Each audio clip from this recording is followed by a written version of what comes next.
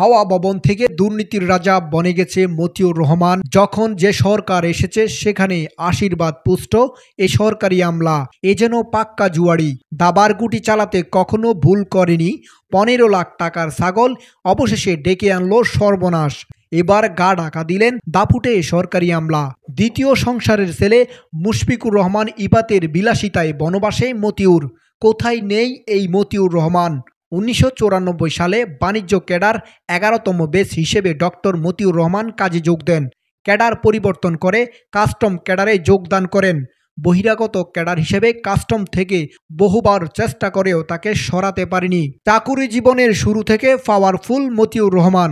4 দলীয় জোট সরকারের আমলে নিয়মিত যোগাযোগ ছিল হাওয়া ভবনে। এটাই সেই সময়ে ক্ষমতার প্রধান উৎস। তৎকালীন সময়ে কোনো মন্ত্রী উল্টো তাকে সালাম দিতেন। হাওয়া ভবনের এক কর্মকর্তার তথ্য অনুযায়ী তৎকালীন অর্থমন্ত্রী সাইফুর রহমানের সঙ্গে তার সখ্যতা গড়ে ওঠে।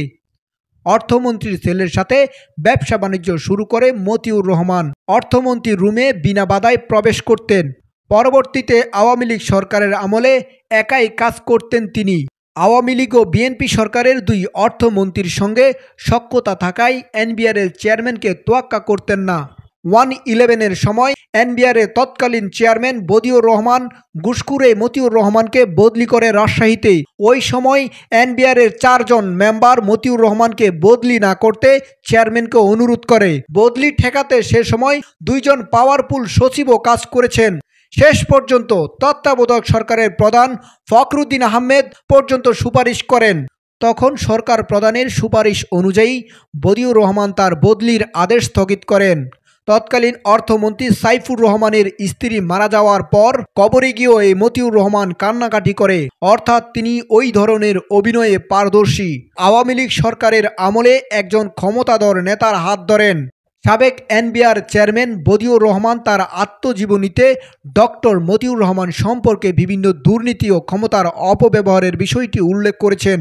বিএনপি ও বর্তমান সরকারের আমলে মতিউর রহমান কোটি কোটি টাকা কামিয়েছেন। মতিউর রহমানের বিরুদ্ধে বিপুল অবৈধ সম্পদ অর্জনের অভিযোগ জমা পড়েছে দুর্নীতি দমন কমিশনে।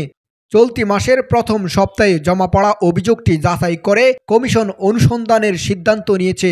ইতিমধ্যে দুদকের কর্মকর্তারা মাঠে নেমেছেন। বিমানবন্দর থেকে সোনা চোরাচালানের সঙ্গেও জড়িত এই মতিউর রহমান ঢাকা এয়ারপোর্ট, যশোর এয়ারপোর্ট, বেনাপোল স্থলবন্দর, চট্টগ্রাম এয়ারপোর্টে দায়িত্ব থাকাকালীন সময়ে হাজার হাজার কোটি টাকা ইনকাম করে বিদেশে পাচার করেছেন। বর্তমান শেয়ার বাজার মতিউর রহমানের নিয়ন্ত্রণে। শেয়ার বাজার কেলেঙ্কারির বড় হোতা Motiur. Customs excise VAT appeal ট্রাইব্যুনালের প্রেসিডেন্ট থাকায় বহু মামলা মোটা অঙ্কের অর্থের বিনিময়ে নিষ্পত্তি করে দিতেন এই মতিউর রহমান। গাজী মঈনুদ্দিন, স্বদেশ বাংলা, ঢাকা।